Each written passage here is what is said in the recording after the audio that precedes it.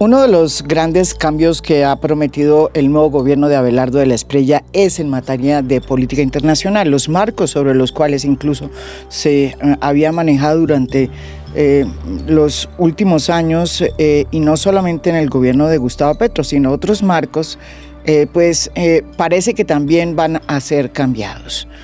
En solo la primera semana, en medio de la urgencia de uno de los terremotos más tenaces que han azotado Colombia, los cambios han sido realmente impresionantes. El primero de todos fue el anuncio que él ya había hecho de que Colombia iba a aterrizar en el llamado Escudo de las Américas, un grupo, porque ni siquiera es un grupo que ha sido impulsado por Donald Trump, en el que está toda la ultraderecha trumpista que ha ganado en los últimos años el poder en América Latina. La única que faltaba era Colombia, y con el triunfo de Abelardo de la Espriella, aterrizó ahí en el Escudo de las Américas. Lo segundo fue que el propio ministro de Guerra, así se hace llamar, Peter Hegseth, fue el que anunció que Colombia le había dado la potestad a Estados Unidos o el permiso de hacer operaciones conjuntas en territorio colombiano. Paralelo a esas decisiones que desde luego cambian incluso lo que se había acordado de manera mancomunada con el Partido Republicano y el Partido Demócrata, que fue el epicentro de una política que se construyó durante muchos años con Colombia, también se anunció que Colombia reconocía sorprendentemente la soberanía sobre los Altos de Golán, un enclave sirio que es territorio sirio, pero que fue tomado por Israel en la guerra de 1967, y desde entonces es un territorio en disputa. Somos, junto con los Estados Unidos, el único país en el mundo que reconoce la soberanía de los Altos de Golán, que para el mundo es todavía un territorio sirio. Eso obviamente desató el malestar de muchos de los países árabes, entre ellos Qatar, uno de nuestros recientes nuevos aliados, lo mismo Turquía, en fin. Pero ahí no queda todo el cambio. También se conoció la noticia de que Colombia reconocía la soberanía de Marruecos sobre el Sáhara Occidental, una medida que buscaba decir que Colombia había cambiado en ese sentido y que ya no estábamos bajo el gobierno de Petro, quien había reconocido al Frente Polisario como el soberano en ese territorio en disputa que también es el Sáhara Occidental.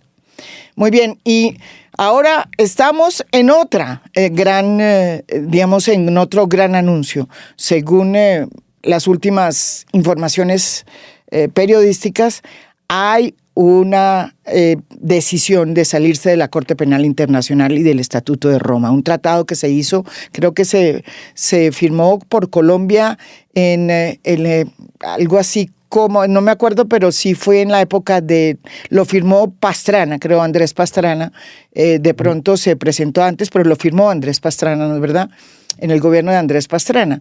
Y eso permitió que Colombia entrara a ser parte de la Corte Penal Internacional, quien hoy tiene también una disputa con Donald Trump y con el propio Netanyahu, presidente de Israel, porque la Corte abrió una investigación por atropello a los derechos humanos que ha sido muy duramente repudiada por parte no solo de Netanyahu, sino de los Estados Unidos y de su máximo aliado Donald Trump. Entonces, para entender qué significan estos cambios, cuántos de esos se pueden hacer, ¿cómo es que nos diferenciamos de las otras propuestas ultras que han llegado, con las que ha llegado al poder, por ejemplo, Milei en Argentina, Katz en Chile, en fin?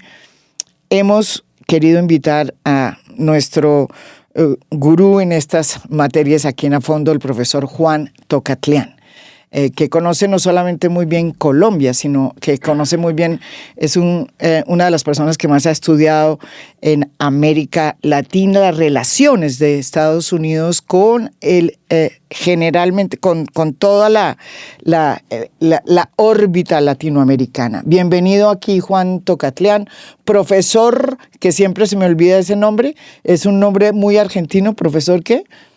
Emérito de la Universidad Torcuato Di Tella, profesor emérito de la Universidad Torcuato Di Tella. Bienvenido, Juan. La primera pregunta es, bueno, todos estos nuevos cambios, ¿qué significan? ¿Cuántos?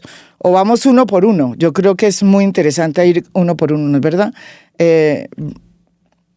Bueno, a ver, María Jimena, primero gracias por la invitación.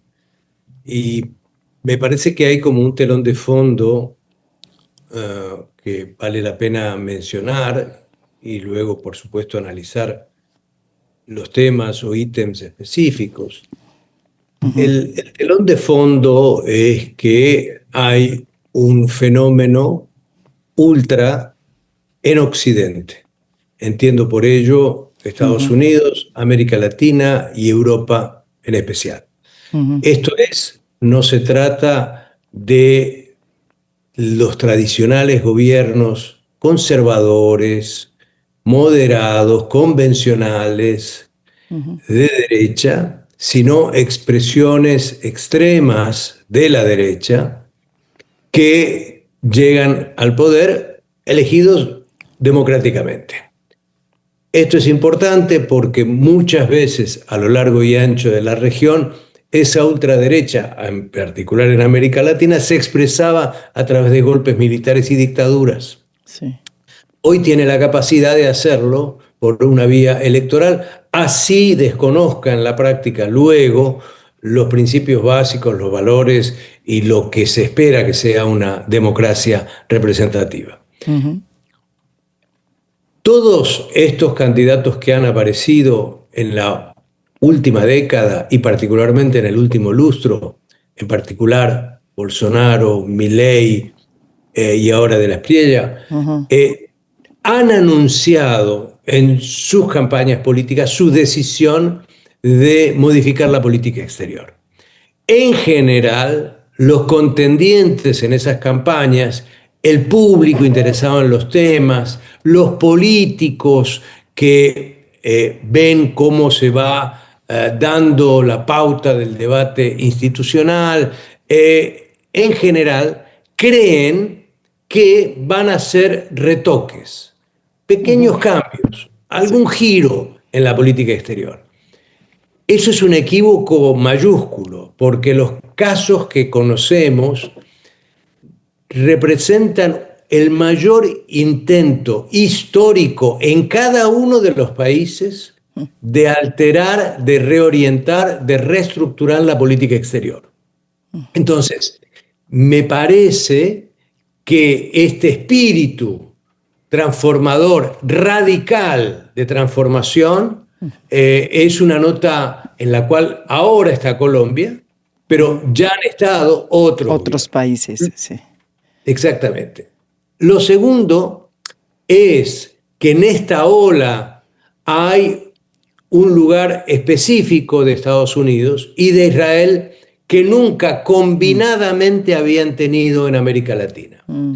Esto es, ¿por qué la intensidad hacia Estados Unidos y por qué, complementariamente, acciones que parecen ir en dirección de fortalecer o estructurar nuevos vínculos con Israel? Básicamente, ¿por qué? En el lado de Estados Unidos, esto tiene que ver con que Trump es básicamente el fenómeno por antonomasia de una internacional reaccionaria. Es el tótem a seguir. Es quien va a servir para ayudar, para asistenciar en materia militar, para relaciones económicas, para posicionar al país. Hay una idea de que hoy Estados Unidos es un mediador internacional de las políticas exteriores de los países. Y el Wow. complemento con Israel tiene mucho que ver con el lobby, el cabildeo para llegar a Washington. Es decir, si uno Sí. entra en sintonía con Israel hoy, los gobiernos creen, esto le va a deparar influencia, incidencia, contactos financieros y políticos en Washington. Y de hecho, opera así. No es que sea una falacia, Ujú. opera realmente así. Ahora, Ajá. después hay que ir viendo decisiones por decisiones, como tú bien señalas, pero en esencia aquí hay un intento, una aspiración de reestructurar por completo la política exterior de Sí. Colombia y creo que esto, que hoy no levanta tanto interés porque los temas de política interna y la tragedia de un En terremoto Colombia. concita mucho más la atención, tiene un significado trascendental cuando lo miremos en el mediano plazo. Entonces, vamos por partes, porque es cierto que ahora hay como una duplicidad. Antes, Colombia siempre ha practicado la política, como tú bien sabes, de respice polum. No es nuevo. Es que somos un país que mira muy a Washington y que ha construido su política internacional a lo largo de la historia, pues sobre esa mirada. Ahora, ¿cuál es la diferencia? Porque yo sí creo que sería muy interesante establecer qué es lo que ha cambiado y qué cambiaría. Si es cierto que todas estas promesas que traen las demás, digamos, movimientos ultras que han llegado al poder en América Latina, llega a convertirse en realidad en Colombia. Bueno, vamos por partes. Entonces, a ver, María Jimena, la relación de mirar al norte en Colombia a Estados Unidos, como tú bien lo dices, es una larguísima tradición Sí, que hay que irse a comienzos del siglo pasado, particularmente con la pérdida, a posteriori de la pérdida de de Panamá. Panamá, sí. Ahora bien, en materia militar, la relación de Estados Unidos con Colombia ha sido muy estrecha en los últimos años y se ha, de hecho, expandido cada vez más, no solamente por la existencia del Plan Colombia. En el año 2012, bajo la gestión del presidente Santos, Santos. Colombia acordó con la Guardia Nacional del Estado de Carolina del Sur mecanismos de cooperación militar. Más adelante, también en el gobierno del presidente Santos, el país logró ser admitido, y es el único en el mundo, En la y en NATO. América, de América Latina al menos, como socio global de la OTAN. Y luego con Duque fue asignado la condición de aliado extra OTAN de Estados Unidos. Es decir, hay una trayectoria histórica muy Ujú. potente en materia militar que el único que no la terminó, la dejó en un plano de cooperación, manejo, pero mucho menos elevado en términos de perfil, pero mucho más eficaz en algunos otros ámbitos, fue el presidente Petro. Entonces, cuando decimos que ahora Colombia va a ser parte del escudo de las Américas, ¿qué es lo que queremos decir? Es más de lo mismo sobrecargado. Es como Lo que ya. reforzar una relación que históricamente ya está marcada. Segundo, el país, Colombia, tiene un mérito histórico en América Latina, así reconocido por propios y distantes, y es que ha sido muy respetuoso del derecho internacional.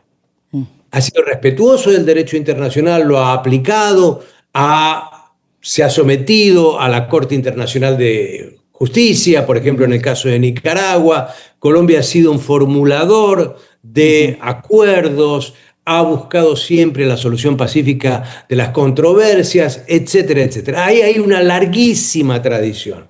Que Sí. aparezca ahora un gobierno que directamente contradice el derecho internacional con el caso del reconocimiento de la soberanía en los Altos de Golán, es un ejemplo inesperado, casi desmesurado. que ahora a su vez diga que tiene que reconocer específicamente la soberanía total de Marruecos, habiendo muchos países que ponen en duda la política de autonomización que finalmente no ha hecho el gobierno marroquí frente a unas minorías que hay en su territorio, que quiera salirse de la Corte Penal Internacional, no es romper con el Respicepolum o fortalecer el Respicepolum, es ir en una dirección antitética con toda la tradición de Colombia. Entonces, aquí hay algo mucho más denso, mucho más pesado, y hay la sensación, a mi modo de ver, de que estos temas se toman como definiciones transitorias. No, si después viene otro gobierno, esto se cambia. No, si uno se va a la Corte Penal, se Se va. va. Si uno de los dos países que reconoció algo que la comunidad internacional, 191 países, consideran nulo. Hay una resolución específica del año 81 sobre los Altos de Golán. Claramente pertenece a Siria y ahora viene otro gobierno. Entonces, ¿qué es lo que va a hacer? Se va a distanciar de Estados Unidos y de Israel. Lo va a poder hacer, querrá arriesgarse. Y tercero, Colombia ha sido muy cauto. Colombia ha sido muy cauto en Medio Oriente. Siempre lo fue. Colombia tiene una tradición de cautela. ¿Por qué tiene una tradición de cautela? En gran medida porque no controla ninguna variable, no controla ningún actor, no controla absolutamente nada de Medio Oriente. Y por lo tanto, exponerse a los conflictos de Medio Oriente asumiendo posiciones extremas se convierte potencialmente en un problema de seguridad nacional para Colombia. Sí. No hay una comprensión de las posiciones que está asumiendo Colombia y de los efectos, si esto varía, si cambia, si hay más confrontación, si hay más disputa. Esto es perder la noción de la mesura por la desmesura. Ahora, yo creo que eso que acabas de decir, quiero empezar por ahí. O sea, Colombia está decidida a meter incluso una tradición que es una tradición histórica, que es el respeto digamos, a las normas internacionales y a los, sí, a lo que dices tú, al derecho internacional, para meter todos los huevos en una misma canasta que es Donald Trump, el trumpismo, y Netanyahu en Israel. Mi pregunta es, frente a la posibilidad de que en noviembre Donald Trump de pronto no gane, ¿cuáles serían digamos, los resultados para Colombia? Porque también estamos jugando duro, o sea, arriesgando muchas cosas, porque de pronto Donald Trump puede no ganar en las elecciones de noviembre. Y si no gana, ¿en qué quedamos nosotros? Y lo mismo le puede pasar a Netanyahu, que está ante la posibilidad de perder las elecciones en Israel. No sé, ¿cómo funciona eso? Y ¿por qué lo pregunto? Porque en Colombia, hasta donde habíamos entendido, había forjado una política muy interesante, bipartidista, para enfrentar el tema de la droga entre los republicanos y los demócratas. Y era ahí en el Congreso en donde se construyó esa política de manera conjunta que parece que hoy está completamente pues como que horadada. No sé si esa es una correcta digamos lectura, pero quisiera que nos explicaras qué pasa por ahí. Bueno, ahí hay dos temas distintos. Voy por partes. La elección de mitad de término es una elección legislativa, no presidencial en Estados Unidos. Se renuevan 423 curules de la totalidad de la Cámara de Representantes y 33 curules del Senado, 23 republicanos y 10 de los demócratas. Es altamente probable que la Cámara de Representantes vuelva a quedar en manos de los demócratas. ¿Esto va a cambiar la política exterior de Estados Unidos, de Trump en particular, hacia América Latina? En absoluto. No va a modificar un ápice esa política. En nada. Entonces, yo no veo que ahí se estén asumiendo riesgos futuros, no hay ninguno, sino simplemente lo que se concedió y se está concediendo va a ser tomado por Washington porque finalmente fue consentido por Colombia. Les recuerdo que el viejo Plan Colombia admitía la presencia de hasta 400 militares en turnos diferentes. Pasar de eso a decir que Estados Unidos podría intervenir en acciones militares para combatir la violencia es un salto enorme del cual Estados Unidos no se va a querer ir, se va a querer quedar haciendo eso. Entonces, Colombia está cediendo cosas independientemente de que gane o no en las elecciones de mitad de término los republicanos. Y una política que no varía. En el caso de Israel pasa más o menos lo mismo. Israel logró algo insólito, que un país del sur global reconociera lo de los altos del Golán. Es, pero único. Un éxito, El único caso que había logrado era el de Estados Unidos en 2019. Fue Trump en el 2019 mediante una proclama.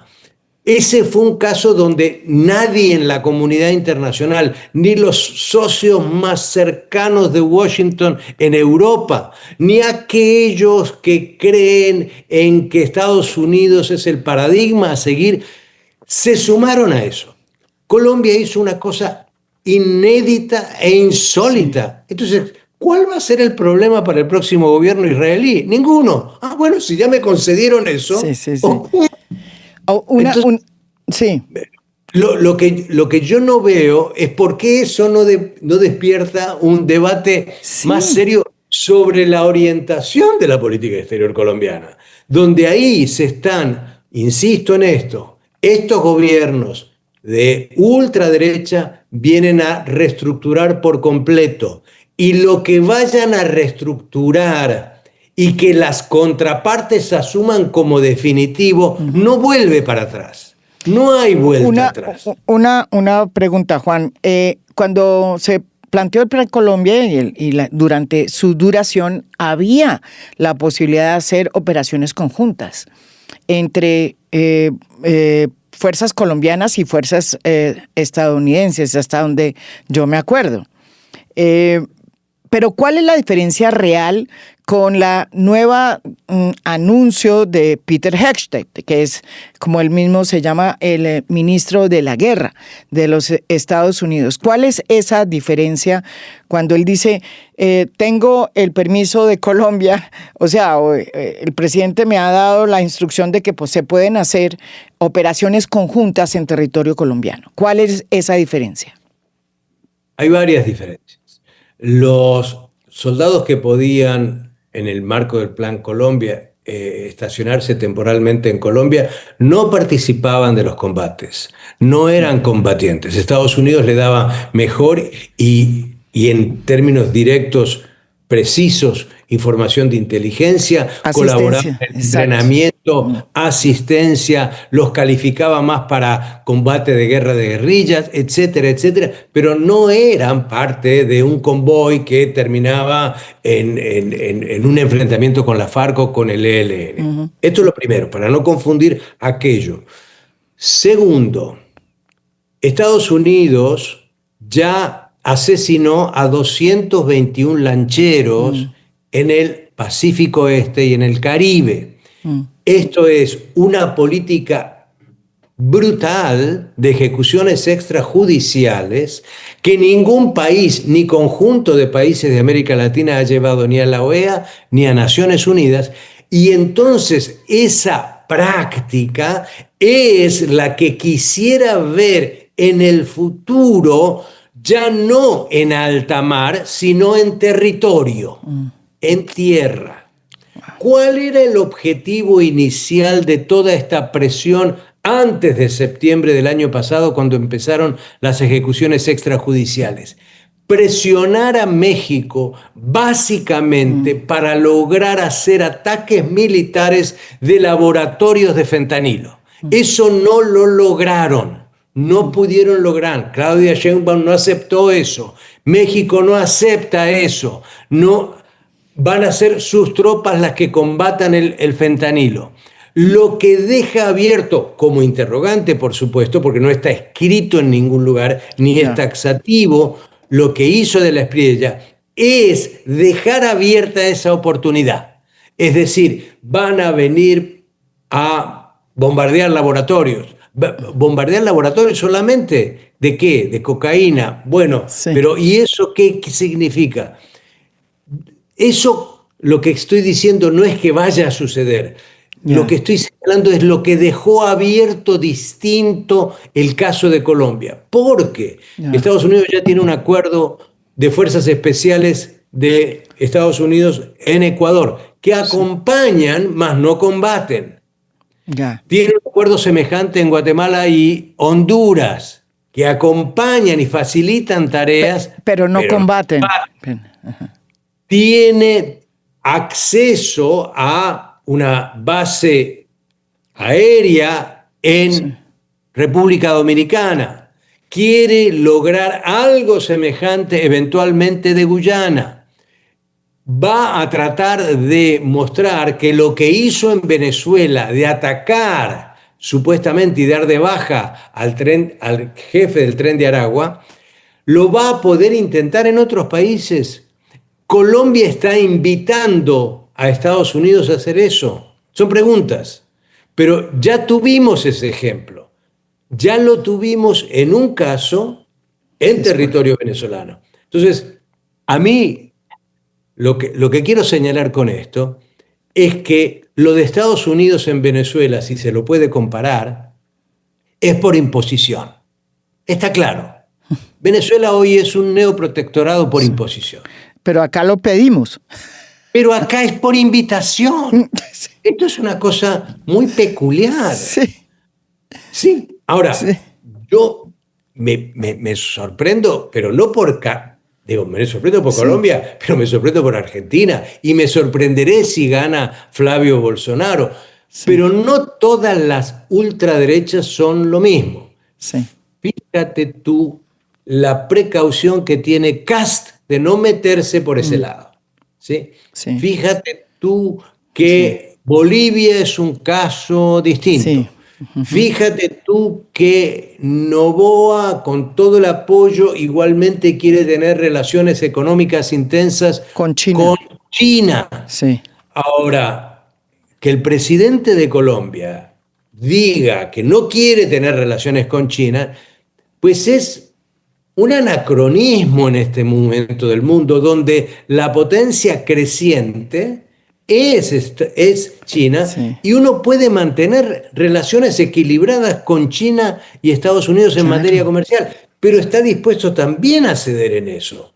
Que eso sí me parece que sería un retroceso adicional tremendo para Colombia.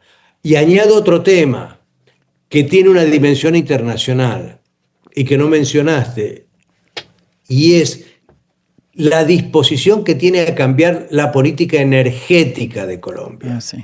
Y habilitar el fracking, habilitar mecanismos que el país, creo yo, muy prudencialmente había logrado empezar a colocar una serie de políticas públicas para hacer un tránsito en materia energético interesante, que se logró mucho con Petro, por ahí poco, pero fue importante instalar la importancia de la transición energética. Ahora, revertir eso, por otro lado, no se consigue de la noche a la mañana. Son inversiones que hay que hacer. Eso tiene que explotarse. Luego tiene que haber las condiciones para exportar. Entonces, aquí se están confundiendo también cuestiones de corto plazo para tener una sensación de amistad con los Estados Unidos, cuando exigen muchos cambios domésticos, leyes, por ejemplo, y externos, es decir, con quién hacer esas cosas. Bueno, ya tuvimos como una prueba de cómo es que funciona eso con el terremoto. La decisión de este gobierno fue aceptar solo rescatistas de países provenientes de gobiernos afines a Abelardo de la Espriella, quedado por fuera nada más ni nada menos que todo el batallón de militares que son los más expertos de México, que quería mandar Claudia Sheinbaum. Increíble, los más expertos no pudieron entrar porque Claudia Sheinbaum es considerada pues del otro bando ideológico. ¿Eso es un tema sorprendente o no es sorprendente? Hasta allá está planteada, digamos, este tema ideológico. Esto va a ser así y creo que además de la Espriella quiere y se siente cómodo en eso, me da la Sí, impresión. y mucha gente se siente cómoda aquí en Y Colombia mucha con gente eso. se siente cómoda y le da a Colombia un lugar donde incluso puede opacar a Milei. Digo, puede ser más trampista que Milei, Sí, yo también puede creo. Sí, abrazar a Washington con un calor sí, intenso y puede plantearse como anti izquierda o anti progresismo o anti centro izquierda. Bueno, habrá que ver si eso tiene rendimientos electorales en Colombia. Y segundo, siempre es bueno recordar que este es un gobierno que no tiene mayorías cómodas ni mayorías en el Congreso. Así que varias de las cosas o van a pasar por el Congreso y tendrán problemas y serán debatidas, o serán limitadas, o serán obstaculizadas, o deberá operar con un sistema por sí, fuera de las normas sí, y creando hechos consumados que, insisto, son difíciles de revertir, son sí. difíciles de Eh, revertir. en ese sentido, lo que está sucediendo en materia de política internacional, ¿tú crees que es un camino que ha sido estudiado? Porque esa es la otra. Eh, o ha sido más bien una lección que alguien le concedió a el nuevo gobierno, o es, tú piensas que un trabajo sucinto, bien hecho, donde pues evidentemente se ve que el camino es hacia allá, pero porque se ha investigado, se ha trabajado, o es simplemente parte de una moda? Eso es lo que yo quisiera. ¿Esta política es estudiada, trabajada, analizada, o simplemente va al vaivén de la nueva ola que traen estos movimientos de ultra en América A Latina? ver, María Jimena, este es un tema, esta es una pregunta muy importante, porque creo que de repente aparecen estas cosas como si no tuvieran historia. Sí. Eh, Muchos de todos estos personajes que estamos viendo, por ejemplo el canciller y otros Mm, funcionarios en el gobierno, y muchos de los grupos que se acercan a De la Espriella, son personas que no importa si están más calificadas o menos calificadas, sí. lo que importa es que han sido gradualmente intoxicadas, diría yo, por un conjunto de premisas, por un conjunto de valores, por un conjunto de eventuales prácticas que ahora han encontrado la opción Mm. de llevarlas a cabo. Cabo, sí. Pero aquí hay un mundo no estatal, no de relaciones gubernamentales, de think tanks, de especialistas, de gente con muchos recursos que se reúne en tal lugar en Miami, en tal lugar en California, en tal lugar en otro sitio. Sí, Esto ya lo hemos visto. se fue. Wow. Todo es una batalla cultural. ¿Eso es Mm, producto de un estudio? No, no es producto de es producto de una ideología que ya. lleva muchos años así, vista por un conjunto de personas que de repente irrumpen, e Ujú. irrumpen y uno dice, pero ¿cómo? Esto parece improvisación. No, Yo no diría que es improvisación. ya. Yo no diría que es torpeza. Yo no diría que es un equívoco desde el ángulo en que se lleva a la práctica ese tipo de consideraciones.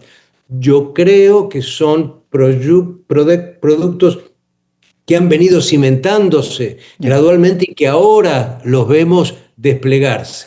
Lo llamativo es que aquellos otros que uno diría en política internacional Sí, defenderían cosas, sí. hoy en Colombia tienen un silencio abismal. Sí, Abismal. esa es la otra pregunta, Ex porque cancilleres, ex presidentes. Pero aquí pasa otra cosa. Esto pasó en Brasil, pasa en Argentina, pasa en así, Chile, pasa en todas partes. Es igual. Los bien pensantes, independientes, republicanos o liberales siempre creen que a este tipo de presidentes los pueden domesticar, que lo van a orientar, que lo van a llevar por un buen camino, que no van a hacer cosas extrañas, extravagantes. Bueno, resulta ser que no los controlan. Resulta ser que no los controlan. pero yo también creo que hay un vacío de los bienpensantes, sobre todo de los expresidentes. O sea, me sorprende incluso que Andrés Pastrana, que apoyó a Álvaro, pues que apoyó, perdón, a Abelardo de la Espriella con tanta emoción, pues vaya a estar de acuerdo que Colombia se retire del Tratado de Roma, siendo que él lo firmó, ¿no? Es un tema, pues, por ahí. Pero más allá de eso, ¿dónde están los demás expresidentes? ¿Dónde están los demás ex cancilleres y sobre todo los políticos que estuvieron durante, no sé, 6 meses en todas las salas de periodismo hablando sobre la Colombia que ellos querían y que de verdad, pues, evidentemente no estarían de acuerdo con eso, están también callados, ¿no es verdad? No, le van a dar Eso, un cheque en sí. blanco. Ya le ¿Ah? dieron un cheque en blanco. Ya, María Jimena, mira, no es un problema colombiano y no lo quiero plantear como problema. Eso pasó exactamente en Argentina. Eso pasó en Argentina, eso pasó en Brasil, eso pasa, eso está pasando. Aquí hay un problema mayúsculo con los viejos conservadores, con los tradicionales Sí, liberales, y sí, es que han terminado aceptando este tipo de liderazgos en oposición a, claro. en E incluso contradicción con, han votado por él, sí. y terminan votando, pero no lo hacen por maldad, porque creo que lo que creen, Sí. sinceramente, es que son líderes políticos electos que pueden ser orientables. Esto no funciona así. Pregúntenle a los republicanos moderados si pueden reorientar a Trump. Por favor, no hay que romperse mucho la cabeza. Sí. Eh, no, no. Entonces, O sea, que a- estamos condenados a tener este tipo de liderazgos y esos silencios, por ejemplo, yo digo, ¿qué es lo que pasó, por ejemplo, con el macrismo en Argentina? Acá está pasando un poco lo mismo con el centro democrático, la pelea entre el centro democrático y el propio Abelardo de la Espriella es a veces mucho más fuerte y más grave y más honda que la que tiene con la izquierda, que pues según él no es sí, bienvenida en su gobierno. pero legislativamente no se muestra. Macri en Argentina puede de vez en cuando decir algo disonante con lo que hace el presidente, pero todos sus legisladores, todos, en todos los temas lo han apoyado en el Congreso. Así Ujú. que eso de que la pelea entre ellos es muy grande, tampoco me lo Tampoco. como a esta altura. Lo que creo es que aquellos que quieren frenar y oponerse a esto, y el caso argentino y brasileño puede ser un buen ilustrativo, lo tienen que hacer de entrada. Si le dan un año de holgura para que haga lo que quiera, hay cosas que no van a volver para atrás. A Y este tipo de líderes se los enfrenta políticamente con argumentos, con temas, con cuestiones, con posturas, con números, con inteligencia, con creatividad. en el juego político. Sí. En el juego político, pero hay que hacerlo casi de inmediato, porque si no, esta otra espera que casi siempre le dan conservadores y liberales, bueno, esperemos el primer año, esperemos que vaya haciendo la cosa, ya va a aprender. Y en Por el ahora, caso de Argentina, ¿qué pasó? Y en el caso de Brasil. en el caso de Argentina y Brasil, tardó 4 años en reorganizarse el PT brasileño y volver a Lula.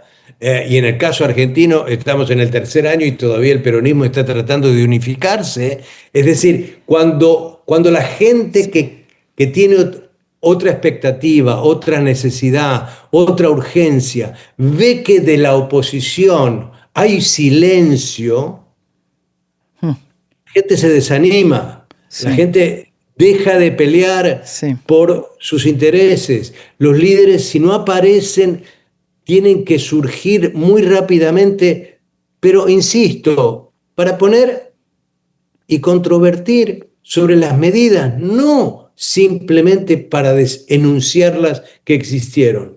Porque si no hay una crítica fenomenal, Argentina cambió su posición sobre Medio Oriente desde el año 1948, para que se quede en claro. La posición la tuvieron gobiernos militares, civiles, peronistas, radicales. Milei ha cambiado todo, todo, todo. Todo es todo. La relación con Estados Unidos, nunca habíamos sido lo que Sí. López Michelsen hablaba de Colombia en la Guerra Fría como el peón de la Guerra Fría. Sí, sí. Bueno, esto es más o menos lo mismo, pero bajo el trumpismo. Entonces, hay cosas que Argentina ha cambiado su posición frente al derecho internacional, frente a los derechos humanos, de manera insólita, insólita. Y todavía estamos esperando que la oposición reaccione. Así que si esto no se toma en serio, van a encontrarse en Colombia con muchos hechos consumados. Sí, tal vez una diferencia de lo que pasó con Milei es que Milei ganó por una cantidad muy grande de votos. En segunda vuelta, En segunda vuelta. Sí. Porque se juntó toda la Sí, derecha. porque se juntó Pero toda la derecha. en la primera vuelta tuvo por arriba del 30%, está bien, ok, fuera un tercio, Sí. un tercio fue suyo, pero lo que quiero decir, ganó bien, ganó en legítima lid. Sí, acá fue más dividido, acá fue mucho más dividido. Acá fue más contestado, más dividido, pero hay que ir también a la elección legislativa, que me parece la de marzo, es muy importante, porque el pacto histórico por primera vez tiene un grupo Más fuerte grandes. en el Congreso. Esto no había pasado en la historia de Colombia, y creo que llevar también estos temas al Congreso, al debate público, a los lugares donde se da la política, es muy importante, realmente muy importante, muy importante. Juan, muchísimas gracias por esta aproximación inicial. Creo que nos va a tocar hacer muchos más podcasts sobre lo que viene, y me parece importante ver qué pasó en Argentina, qué pasó en Brasil, y además qué va a pasar en pocos meses, porque ahí la pelea entre Lula, que se quiere reelegir, y el hijo de Bolsonaro está que arde. Y bueno, si Brasil, digamos, termina en manos de Bolsonaro, solamente quedaría México como el país que tiene un gobierno de izquierda. Pero pues todavía no sabemos. ¿Sí? Me permito decirte algo. Para los latinoamericanos, la elección en Brasil de octubre es muchísimo más importante que la elección de mitad de término de Estados Unidos.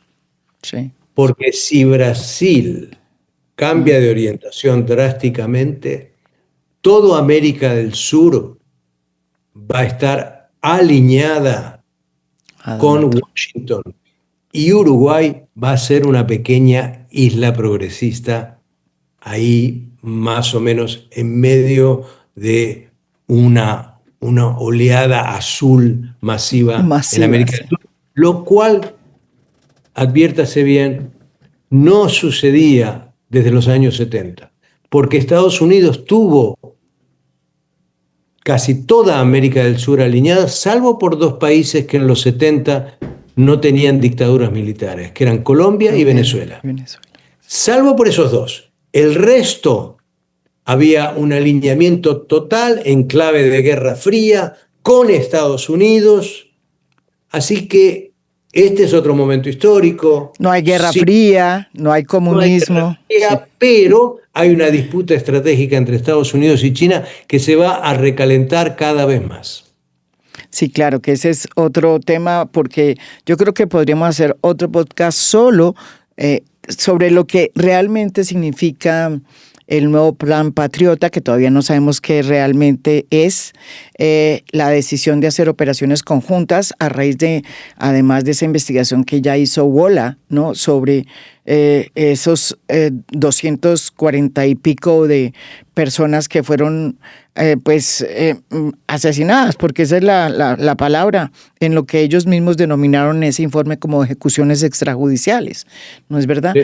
Entonces, pues vamos a, yo creo que la invitación, Juan, es hacer exactamente sobre solamente qué significa el escudo de las Américas que Colombia ha aterrizado, porque claro, el escudo de las Américas en Colombia era como pues medio... Le faltaba, digo yo, pues ha sido el epicentro del Plan Colombia de la lucha contra el narcotráfico. Y lo otro que sí me parece muy importante es en qué queda esta política que se pactó durante tanto tiempo desde el Congreso, porque norteamericano, estadounidense, porque me parece que Donald Trump está pasando por encima del Congreso norteamericano en estos momentos y está planteando proyectos, ideas, planes como el Plan Patriota que salen del Ministerio de Guerra, pero que no son muy conocidos o todavía no aprobados por el Congreso estadounidense. ¿No es así? Lo que sucede es que hay una promesa de $1.000 millones, todavía no sabemos en qué consiste esa promesa.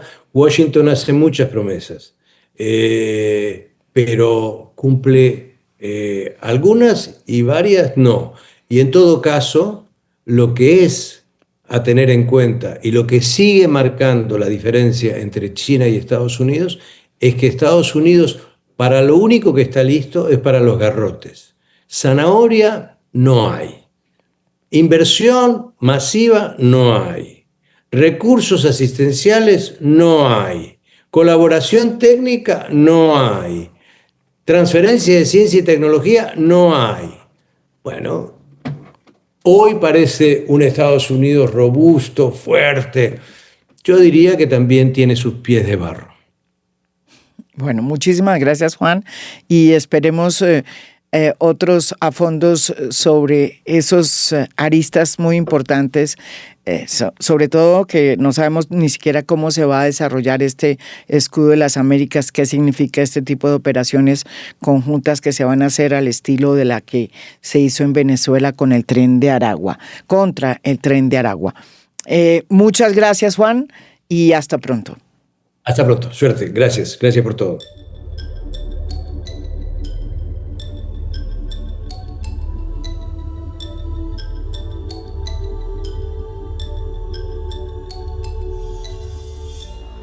A Fondo es un podcast producido por Mafialand.